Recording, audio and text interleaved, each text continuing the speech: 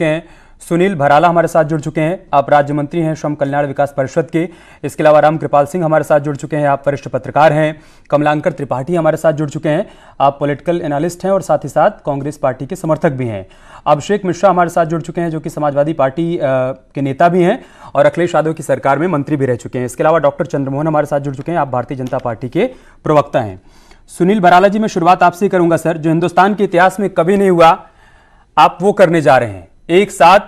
1 करोड़ से अधिक लोगों को रोजगार, कैसे होगा सर? थोड़ा समझाइए यूपी के लोगों को। ये भारत में नहीं है, पूरे विश्व में पहली बार इतिहास रचा जाएगा ये कल जो है देश के राज्यों में उत्तर प्रदेश और वो माननीय योगी आदित्यनाथ जी के नेतृत्व में 1.25 करोड़ बेरोजगारों को रोजगार देने का काम हमारी सरकार कर रही है। और कल उसका मेघा यानी कि उत्सव के रूप में भारत के प्रधानमंत्री श्री नरेंद्र मोदी जी करने जा रहे हैं। और मैं माननीय मुख्यमंत्री श्री आदित्यनाथ योगी जी को इस कारण से बधाई दूंगा कि कोई सोच नहीं सकता था, किसी की कल्पना नहीं हो सकती थी कि 1.25 करोड़ बेरोजगारों को रोजगार देने की योजना बनाना और उसको निर्धारित करने के साथ साथ में क्रियान्वयन कर देना, ये उस कारण से हासिल की है वो सफलता माननीय मुख्यमंत्री जी ने। उन्होंने कोविड-19 के चलते और उसके जो पूर्व में उत्तर प्रदेश के श्रम मंत्रालय के माध्यम से जो रोजगार मेलों का आयोजन हो रहा था, उस रोजगार मेलों के माध्यम से जो हमारे पास सूचीबद्ध बेरोजगार युवाओं की सूची आई, उसके साथ जो कारीगर है, हाथकरघा है, जो श्रमिक है, जिन्हों पर अपना काम जानते हैं, अपने उनके अंदर हुनर है, ऐसे कोविड-19 के चलते उत्तर प्रदेश के मुख्यमंत्री श्री आदित्यनाथ योगी जी ने राज्य के अंदर पहला श्रमिक आयोग की एक कल्पना हुई और वो कल्पना माननीय मुख्यमंत्री जी की थी। और उस कल्पना के आधार पर उन्होंने श्रमिक आयोग का कोविड-19 के चलते उस कोरोना काल के अंदर उसका गठन किया और स्वयं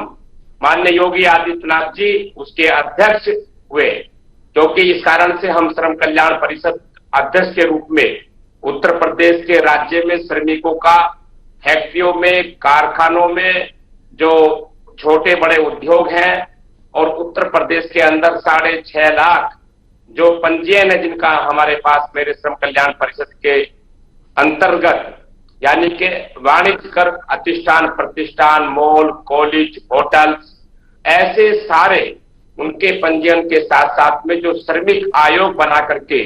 और उत्तर प्रदेश के 75 जिलों में और ऐसी बॉडी बनाई जो राज्य के अंदर, जिसके अंदर कृषि मंत्री उत्तर प्रदेश सरकार के उपाध्यक्ष के रूप में, उत्तर प्रदेश श्रम कैबिनेट मंत्री हमारे श्री मौर्य जी वो उसके संयोजक के रूप में, और उद्योग मंत्री हमारे उपाध्यक्ष के रूप में, एमएसएमई मंत्री हमारे उपाध्यक्ष के रूप में, और हमारे प्रमुख सचिव और सारे अधिकारीगण राज्य के जो आपके आईजीसी और साथ में उद्योग प्रमुख सचिव, श्रम प्रमुख सचिव, उसमें सारे लोगों का चयन करके एक बहुत प्रभावशाली बॉडी बना करके और जनपद स्तरीय स्तर पर, जहां पर जिला अधिकारी के अध्यक्षता में जो जिले के सारे अन्य विभागों के प्रमुख अधिकारी हैं, उन सबकी एक पूरी बॉडी बना करके उस आयोग का गठन करने का काम क्रियान्वयन के साथ लागू किया गया। अभी आपने देखा होगा विगत दिनों जो कैबिनेट की बैठक हुई थी, उसमें उसकी पूरी तरीके से घोषणा हुई, पूरे राज्य ने और पूरे देश ने देखा। उसी के आधार पर जहां एक तरफ माननीय मुख्यमंत्री आयोग बना रहे थे,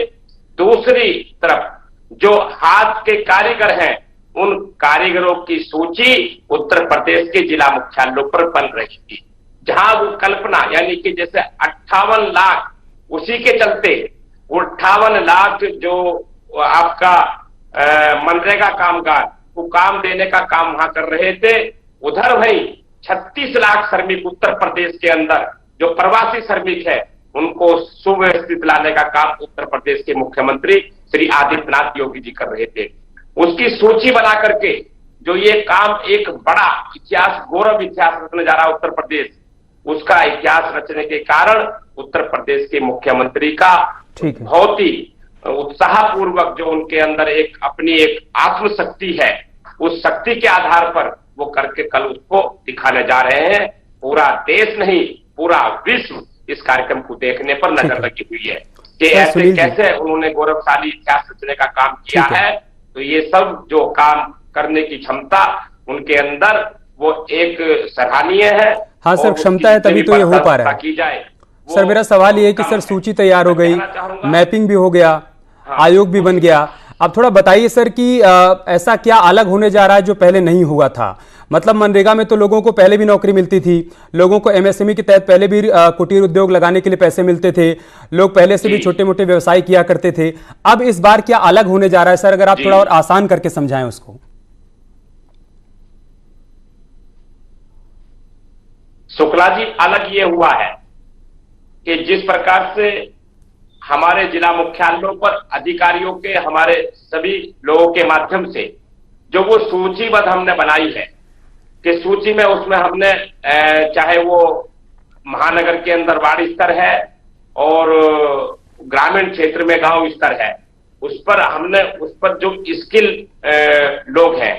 जो बेरोजगार हैं, जो घरों में बैठे हुए थे, चाहे वो घरेलू कामगार है, चाहे वो बिजली का काम करने वाला है, चाहे वो प्लम्बर का काम करने वाला है, चाहे वो आपका चिनाई का काम करने वाला मिस्त्री है, ऐसी आदि इत्यादि कामों की सूची, यानी कि चाहे वो मिस्त्री है, चाहे वो काठ का काम करने वाला है, कारपेंटर है, चाहे वो इंजन का काम करने वाला है, गाड़ी का मैकेनिक है, बॉडी को ठीक करने वाला है, ऐसे बेरोजगारों की सूची बनाई गई है। और वो जो सूची एकत्र करके हमने पूरे प्रदेश की, यानी कि 1.25 करोड़ ऐसी सूची बनकर तैयार हुई है, और वो सूची पूरा वेबसाइट पे जाएगी, उसके पोर्टल पे जाएगी, या उसके 2 लाभ और होने वाले हैं शुक्ला जी। एक लाभ तो यह है कि जैसे बेरोजगार युवाओं को, बेरोजगारों को रोजगार मिलेगा। दूसरी तरफ जिनको एक्सपर्ट कारीगर चाहिए थे और वो घूमते रहते थे, परेशान रहते थे, उनको मिलते नहीं थे, बहुत सारे लोग थे, चाहे वो दुकानदार है, हार्डवेयर की दुकान है, चाहे वो प्लम्बर की दुकान है, चाहे वो पत्थर तोड़ने वाले की दुकान है, काटने वाले की दुकान है, लोहा काटने की दुकान है, आरी से कारपेंटरिया काम करने वाले का अपना एक कारोबार है, तो उनकी आवश्यकता, तो उनको भी एक सरलता मिलेगी, उद्योग वालों को सरलता मिलेगी। अब चर्चा को आगे बढ़ाते हैं, दूसरे गेस्ट को भी शामिल करते हैं।